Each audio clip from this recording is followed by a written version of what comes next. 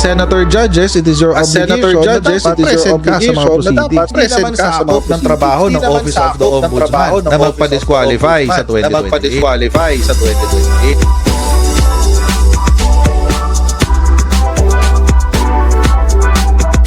I-identify na natin lahat ng Manchurian Tigilan na natin yung kalokohan. Tigilan na natin yung kalokohan natin.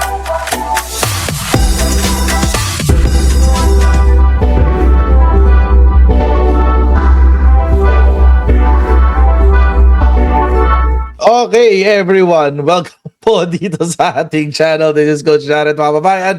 Good morning, good afternoon, good evening po sa inyong lahat. Pasensya na po doon at nakalupang aking intro. Okay. Okay. So mga kababayan, once again, good morning, good afternoon, good evening po sa inyong lahat. Maraming pong salamat sa inyong patuloy na pagsuporta po sa ating channel. Please don't forget to subscribe dito po sa ating Coach Jared Live YouTube channel. At i-follow po ang ating Facebook page, Pinasabat with Coach Jared, at ang ating Facebook group. Oo. Yung tambay ng mga cocheros. Oo. Napaka-importante nun, guys. Oo, kasi ang daldal nyo pala. Oo, madaldal pala kayo. Daming share doon, guys. Oo. Anyway, shoutout na tayo para mabilis. Kasi medyo mabibigat yung mga pag-uusapan natin ngayong gabi. Mga kababayan, huwag nyo kakalimutan na mag-subscribe, ha. Subscribe po kayo dito sa ating live stream, sa ating channel. At saka paki-share po yung ating live stream kasi naka-shadow ban na naman tayo. It's like clockwork, mga kababayan. Expected na yan kapag meron pag nahihit ko yung pag may mga nagwa-viral akong video, automatic mga 1 week later naka-shadow ban ako. So wala, ganun talaga. It is what it is. So tulungan nyo na lang ako na labanan natin yung shadow banning, guys. So resulta ng mass report yan Anyway, as usual, shoutout muna tayo sa mga moderators natin, kay Ate Trexie, Ate Susan, Ate Elisa C, James, Manat May, Arnel, Jack, 51 Billion Movement, DJ Cans, Pinoy, Sanim Legion, Kina, PS Moderator, Ate Mishi, Ate Nilo Galvez, Ate Nilo Arceo, Kuya Nelson Guntang, Sir Pascashi, kay Shino Kansaki, at kay The Greater One. Ayan, shoutout sa inyo lahat. At syempre, kay Leonida Mendoza, Romeo Barcebal pala. Ken Kulitz, M, Soft Bites Unlimited, Zenaida Ierko, Tuition Sacred Field, Emily Sarita, Marvin Bunagan, Feli Pilipina. Wow, hirap sabihin ito bahala.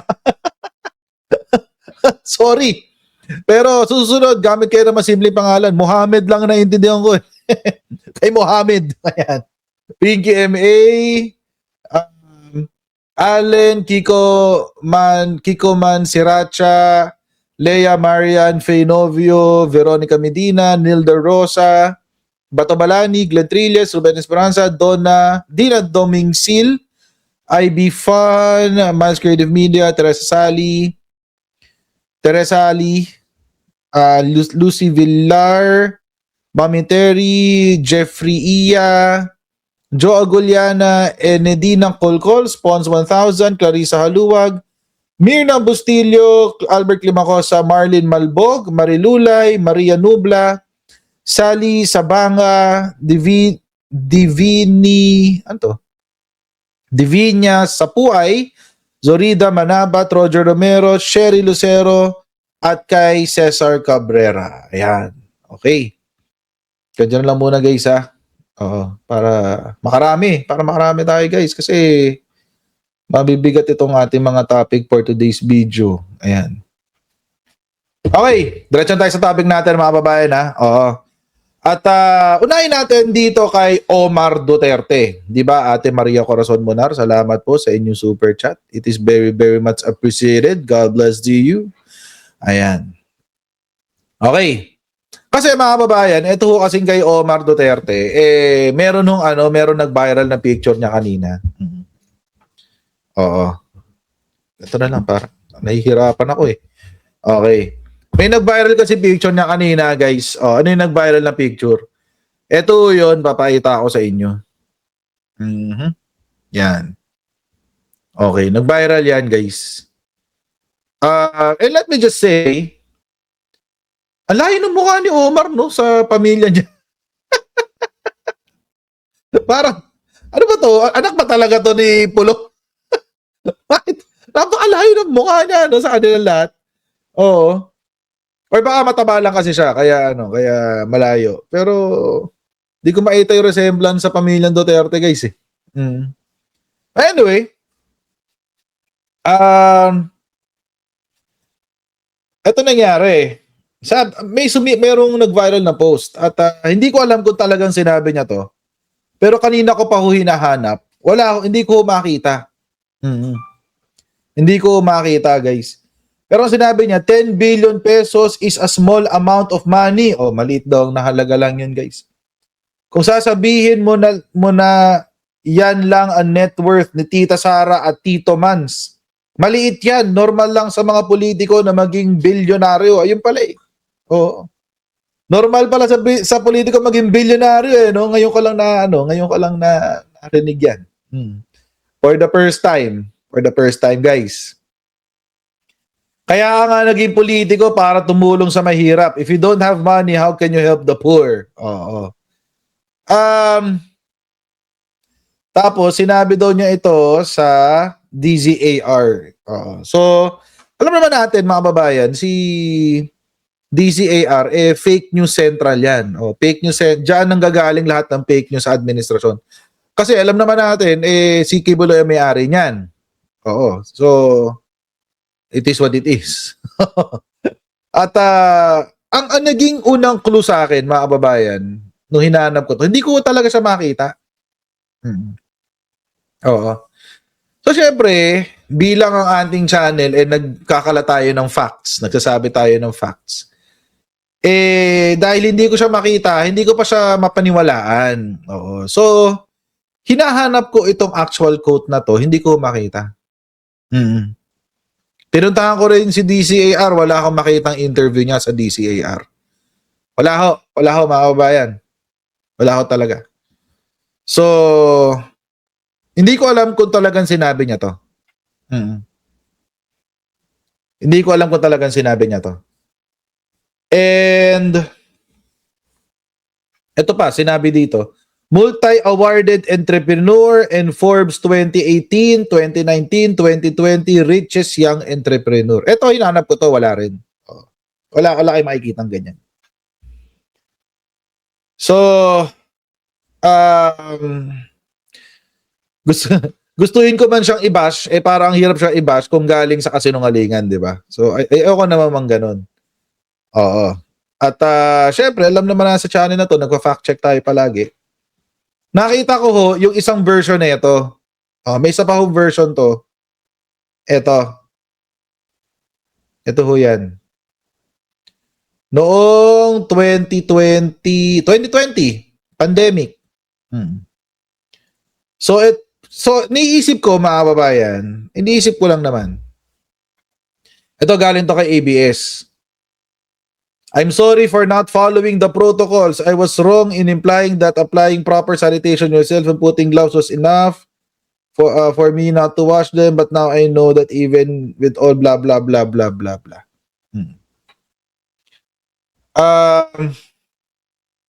So ito yun. Ito yung original. So mukhang fake to. I think this is fake. Sabi, okay lang yan daw, coach, sabi ni Diana. Hindi tayo pwedeng ganun. Oo, wag ganun. Wag tayong gumamit ng fake news para labanan ng fake news nila. O di wala na tayong pinagkaiba sa kanila. Diba? Wag tayong ganun. Let's fight lies with truth. Ganun dapat. So mga fake news to ha. So hindi ko lang alam kung ilan ng mga Marcos supporters ang ewan ko lang, baka narinig nila. Ako, di ko kasi narinig.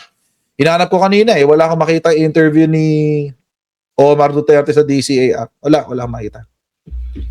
Pero kung nakita nyo na, basta hindi lang AI, di ba? Basta hindi AI and it is a true interview at sinabi talaga niya sa interview, walang problema. Send nyo sa akin para makita natin. Pero right now, sa ngayon mga babayan, hindi ko ito mabigyan ng kredibilidad. Itong statement na to. Pero alam nyo mga babayan, hindi ho talaga natin maiiwasan na isipin na posible niyang nasabi to. Or at the very least, merong posibleng ugali na ganito, itong si Omar Duterte. Dahil alam din naman natin, mga kababayan, na hindi simpleng tao itong si Omar Duterte. Diba? Alam naman natin yan eh. Oh. Alam natin, mga kababayan, na sa buong Davao region, sa kanya nakapangalan lahat buong Davao City, sa kanya nakapangalan lahat ng mga 7-Eleven. Diba? Family na simpleng buhay. Kumakain sa karinderya, nagtitipid, parang pangmasa talaga. Diba? Pangmasa daw eh. Grabe, napakasimple ng pamumuhay ng mga Duterte. Napakasimple, Pero teka, simpleng bilyonaryo. alam niyo bang si Omar Duterte, anak ni Paulo Duterte, ay may-ari ng 160 branches ng 7-Eleven sa Davao? Yes, 160 7-Eleven stores. Si Paulo Duterte, tatay ni Omar, nakatanggap ng pinakamalaking pondo noong presidente pa si Digong. So alam na natin kung saan galing ang puhunan para sa mga tindahan. Hindi lang yan, si Omar Duterte tatakbo bilang congressman ng Davao City. At may kontrobersya Dito kamukha niya yung tatay niya dito. Ayan dyan. Ito kamukha niya yung tatay niya. Pag pinataba mo si Pulong, ito itsura niya. Oo. Si Omar. Nakita ko na yung resemblance. Kita ko na. Ito. Kamukha niya dito. kontrobersya pa. Hiniwalayan ng asawa dahil sa pananakit niya na nigaw ng staff sa SNR. At marami pang iba. Simpleng pamumuhay o simpleng pagnanakaw ng kaba ng bayan. Yan. So, mukhang si Omar Duterte ang 7-Eleven king ng Davao. Ikaw nang merong 167, ilan daw? 167? Grabe naman yun. Totoo ba yun? 167 na 7-Eleven? Grabe. Ang tanong kasi, mga babayan, saan mo kukunin yung pampondo niyan? Lalo na, galing ka sa political family lang. Political family lang naman kayo eh. Kung legal ang pera, magkano lang naman ang sinasahod ng congressman? Magkano lang ang sinasahod ng mayor, vice mayor? Hindi pa nga naging congressman si hindi pa nga naging vice mayor si Pulong eh. Hindi siya naging mayor. 'Di ba? Congressman siya agad ng 1st district. 'Di ba? Magkano lang naman ang legal na sahod ng congressman? Mga 150, 160K? O mga 200 yata, if I'm not mistaken, 200, 250,000, ganyan. So, saan niya kinuha? Kung totoo yung sa 167 plus na 167 na 7-Eleven sa kanila. Grabe naman yun. Magkano ang prangkisa ng 7-Eleven? Nung una ako nagtanong, magkano yun? Tagal na nun, 2016. 8 million ang isa. Kasama construction, kasama lahat, all in. Mga 5 to 8 million. Ganun. So sa legal income ng isang congressman, malabo. Malabong maano yun. Sa legal income, legal. Kung illegal income, doon sa money laundering ng drugs, di ba? 3 billion yon mga babayan. Di ba sa tatay niya, kay Pulong? Baka nakakalimutan natin yun. Baka nakakalimutan natin yung 3.3 billion pala, yung 6 billion na ipinasok nila na halaga ng droga dyan sa Bureau of Customs. Yung nasa loob ng magnetic letter. 6 billion lahat yun, guys. Oo. Di ba? Sa illegal, may pera sila. Tayo mga kababayan, tayo mga hampas lupa, lumalaban tayo ng patas Syempre wala tayong ganun. Lumalaban tayo ng patas Nagbabayad tayo ng taxes natin. 'Di ba? Tapos lumalaban tayo ng patas. So wala tayong ganun. Kung gusto niyo, mag-drug lord tayo. Mag-drug lord tayo ng ibang lugar, wag sa Davao. Kasi monopolyo na ng mga Duterte yan.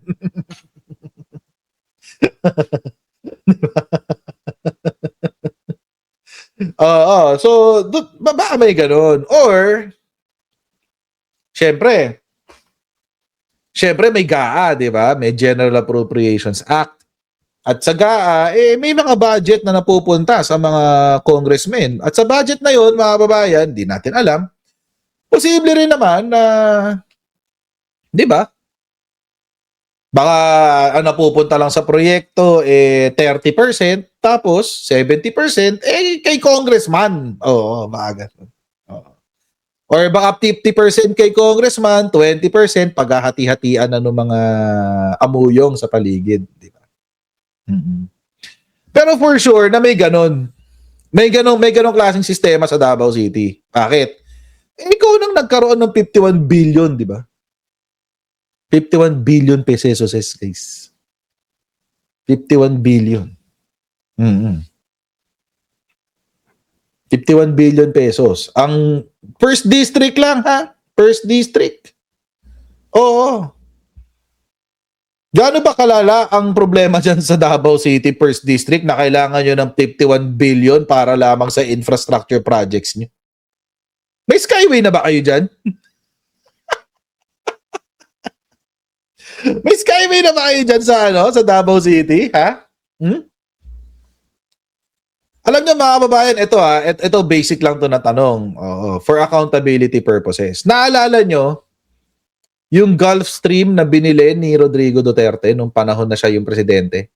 Yun na daw, sabi ng ating Air Force, yun daw ang Air Force One ng ating bansa. Mm-hmm. Yung Gulf Stream na binili ni Rodrigo Duterte gamit ang pera ng bayan. Oo, nasaan na yung Gulf Stream na yun? Nasaan na? Ba't wala nagtatanong kung nasaan yung Gulf Stream na yun?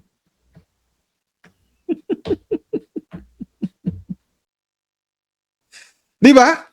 Di ba kayo nagtataka kung saan napunta yung lintik na aeroplano na yan?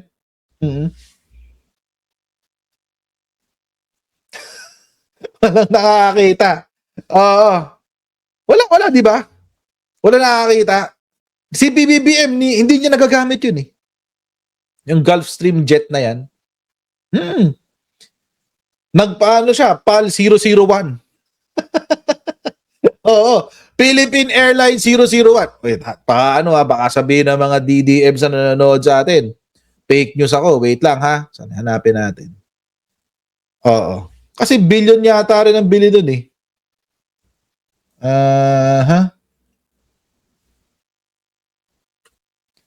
Billion yun eh.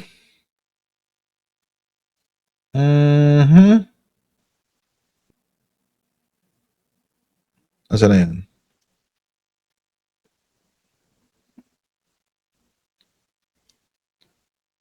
AFP.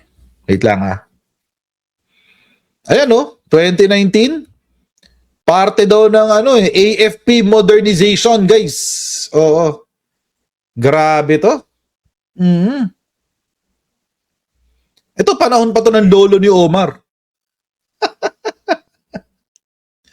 Ayan purchase of Gulfstream jet, vital part of AFP modernization. Di ba? Lala. Oo. So, nasa AFP pala. Kaya sabi ni Delpin Lorenzana. I would like to make some clarifications on the acquisition of the Gulfstream G280 like a G6, like a G6. I'm feeling so fly like a G6. Anyway. Yeah. Ang kapal ng mukha mo, digong. Okay. Which has been in the news in the past few days. Let me emphasize, we do not consider the G280 as a luxury aircraft, but a necessary component of the AFP modernization program. Diba? G280. Magkano ba binili yan? Magkano binili yan? Wait. Kano binili? Curious ako eh. Uy! Grabe! 2 billion pesos, guys! Grabe talaga. Nasaan na to? Nasaan itong lintik na aeroplano na to?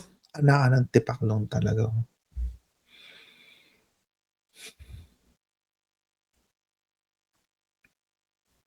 Ayan 2 billion, no? Grabe. Shucks.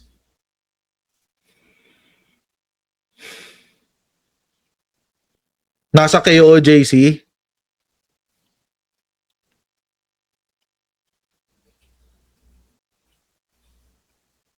Grabe, no? So, ang KOJC talaga ang taguan ng kayamanan ng mga Duterte. Oo.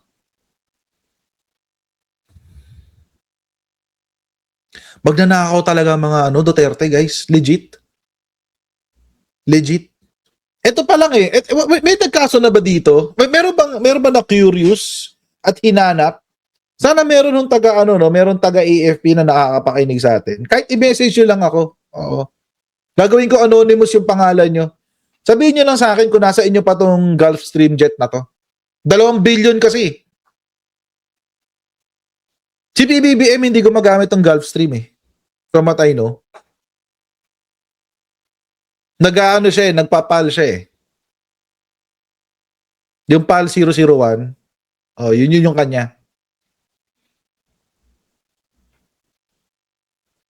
So, sino gumagamit nito?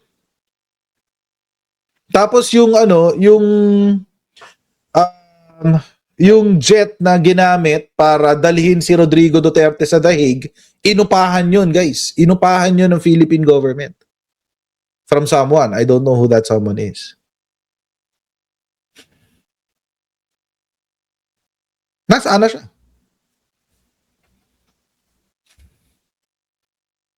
Di ba? Paimbestigahan kay Sentry. Pwede. Tanong nyo kay Sentry. Oo. Paano?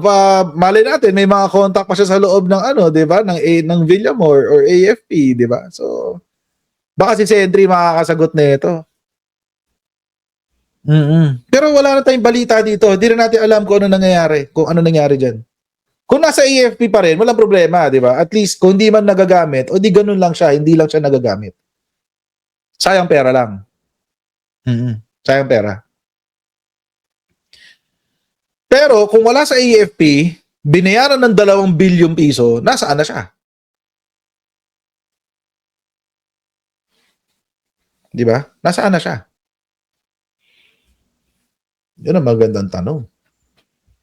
I-ask natin kay Sentry yan, sabi ni Dolores. Oo, sana maano. Sigurado ko may contact pa naman si Sentry sa loob. Itimbre niya kay Yusek, sabi ni Sumayat. Oo, kasi ang weird talaga nito eh. Ang tagal ko nang hinahanap to. Hindi ko hinahanap actively. Pero syempre, magtataka ka eh kung nasaan siya. Nasa Villamor pa rin. Yung G280, ba't hindi ginagamit? Di ba? I don't know. Di ko alam. Di ko alam kung bakit. Pero ang alam ko talaga, mga babayan, yung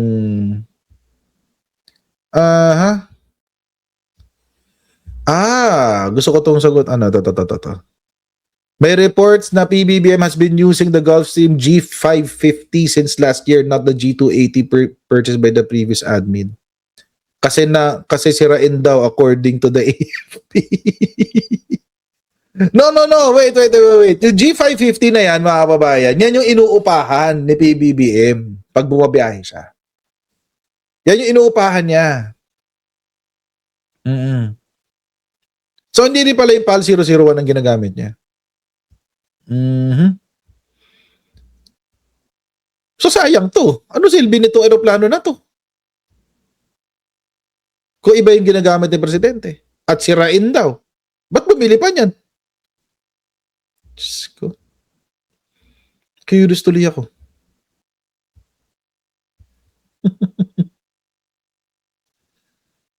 Tinabi nila and rarely seen by the public eye. Naka-display yung 2 billion. Correct, Benji? Naka-display lang yung 2 billion. Correct. Naka-display lang siya. Diyos ko, oh my goodness. Rodrigo Duterte. Walang kwenta. Wala ka talagang kwenta, Rodrigo Duterte, promise. Anyway, going back dito sa 51 billion ni Pulong.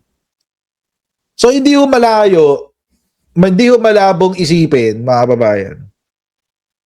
Hindi ho malabong isipin na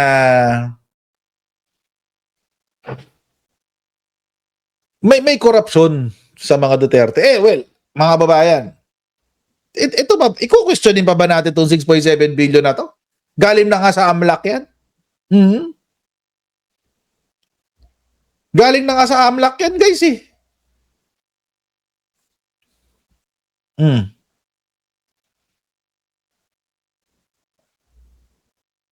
6.7 billion, guys.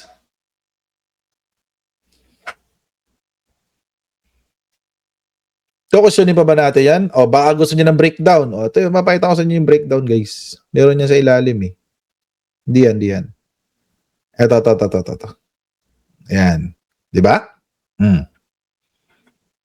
Ito yung total, total amount involved, 6.7 billion. O, 3.7 kay Sara, 2.9 kay Man Scarpio. O, baka pala galing kay Tita yung pang 7-Eleven.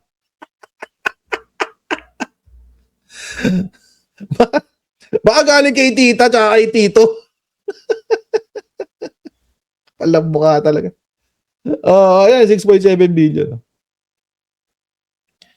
So, total amount of inflow, 1.8 kay Sara. Ba't kaya mas malaki yung kay Sara? No? Tapos 1.2 yung lumabas kay, kay Sara. 1.2 billion. Kay Pulong, 343 billion. Well, eto na lang mga kababayan, para madali yung computation.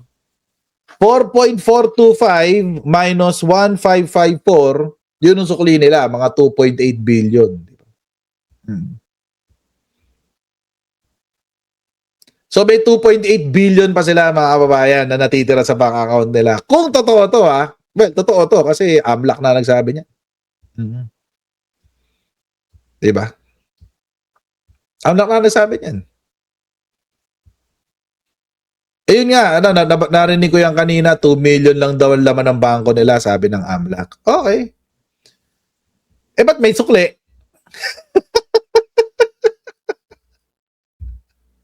Kasi, mga kababayan, hindi naman siguro magsisinungaling to, yung computation na ito. Kung ito yung inflow mo, total amount mo of inflow is 4, if i-4 na lang natin para madaling i-compute. Total amount ng inflow mo is 4 billion. Total amount ng outflow mo is 1.5. O di, may matitira ka pang 2.5, di ba? Sa bank account mo. Ganun lang naman kasimple yung mathematics ito, guys, eh. Ganun lang kasimple yung mathematics nito. Huwag na natin i-complicate. Tapos sasabihin ni Man Scarpio, 2 million lang? Totoo ba yun? 2 million? Ano yung niwala?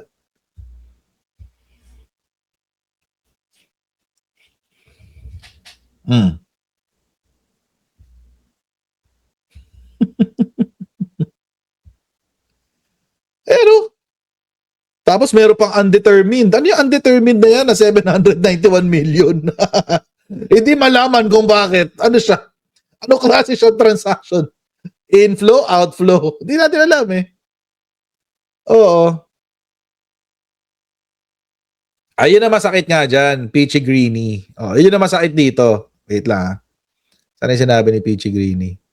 Yan. Sabi ni Peachy Greeny, Coach, dumaan lang daw pero hindi nila pera. Ayun yung masaklap dyan. Kasi ba't sila nagpakatanga at pinadaan nila sa mga bank accounts sila yan?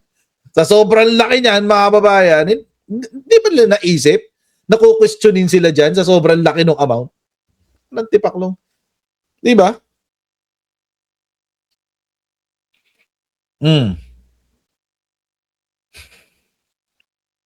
May suklipan 2 billion eh. Kahapon pinakita ko sa inyo, nung isang araw pala pinakita ko sa inyo, di ba? Magkano yung subsidy para sa mga tao dito?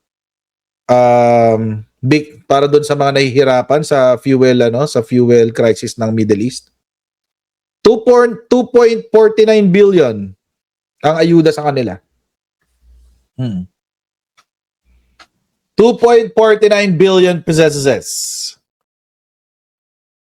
Hmm. Yan. So yung yung pera na allegedly ay nasa loob pa rin ng bank accounts ng mga Duterte na aabot ng 2.8 billion,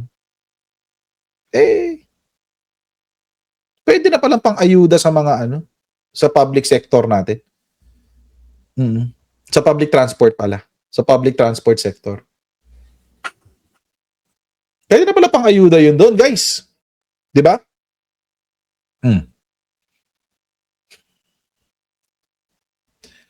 Kaya paano mo sasabihin paano ka matutuwa sa mga Duterte? Alam niyo mga kababayan, kung hanggang ngayon, Duterte supporter ka pa rin, may problema ka na sa pag-iisip, guys. Hindi ako nag-joke dun. Kung hanggang ngayon, sumusuporta ka pa rin sa mga Duterte, may problema ka na sa pag-iisip.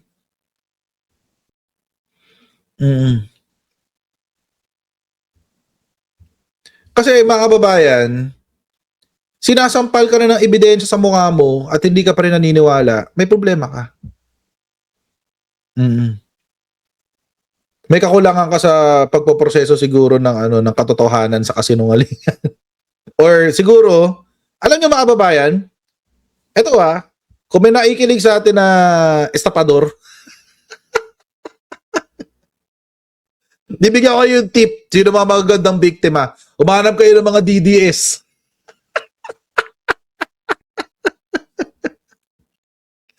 Hindi, joke lang kayo gagawa ng krimen. Joke lang yun, joke lang. Hindi yun, no joke. Joke lang yun, joke lang. Yung mga estapador dyan, humanap kayo ng DDS. Sila ang pinakamagandang biktima kasi mga tanga.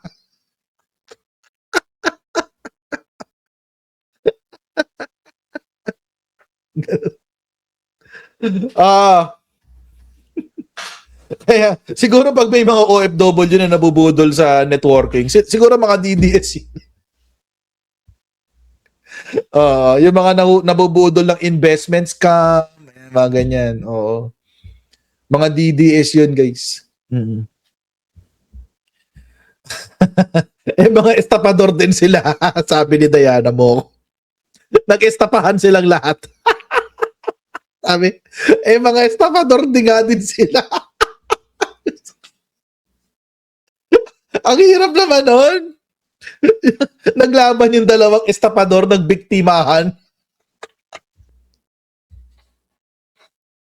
Ang hirap naman nun, guys. Paano yun? Nag-issuean sila ng cheque, parehong tumalbog. Ang labo. Ay, nako. Anyway.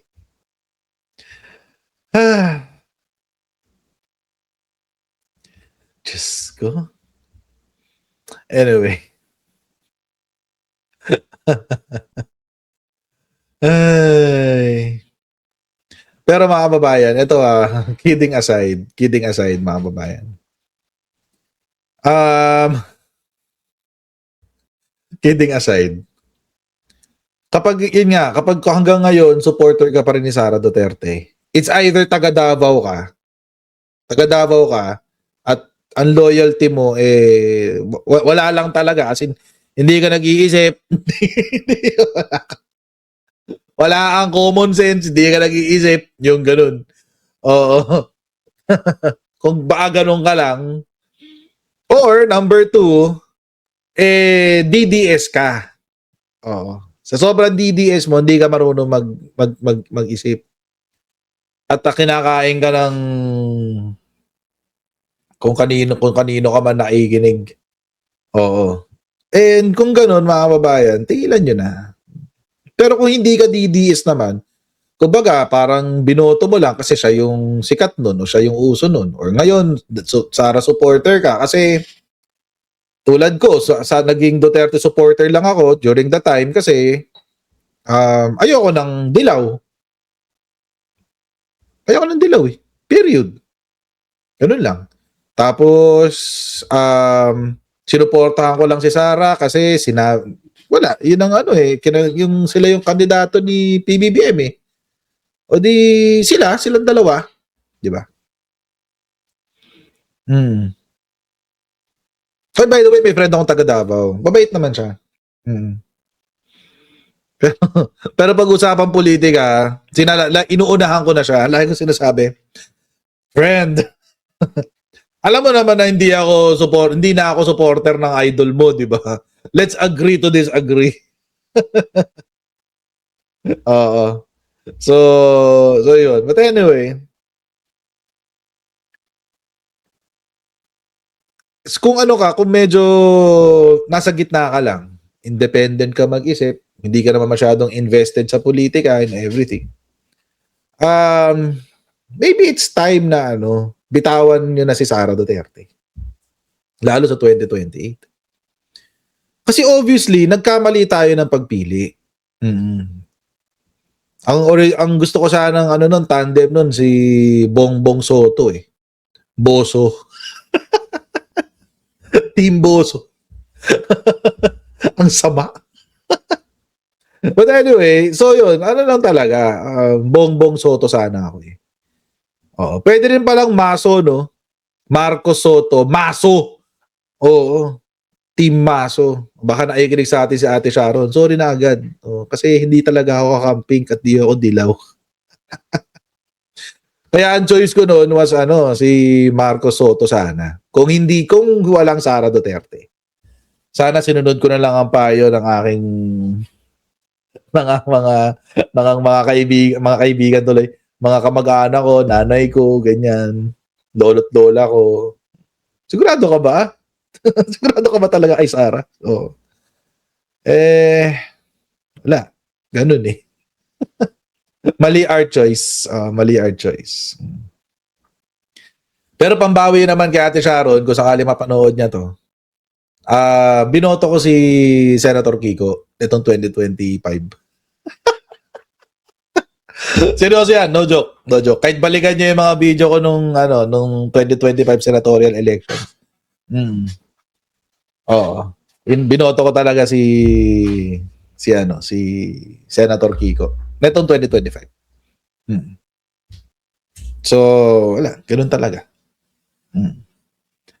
Anyway, sayang, wala, ganoon talaga eh. So ngayon mga babayan, dahil binoto natin si Sara Duterte noong 2022, siguro ngayon bilang bawi ko na lang sa sambayan ng Pilipino, isinusulong natin at pinopromote natin ang impeachment naman ni Sara Duterte. So nung kinampanya ko siya, nung makaupo, ngayon kinakampanya ko naman yung pagtanggal sa kanya. Kasi mga babae na, eto, may DDS ba dito? Siguro naman sa 4,279 at 1,231 na likes, may DDS dito. Mag-like nga kayo, guys. Mag-like kayo, kayong kuripot sa likes.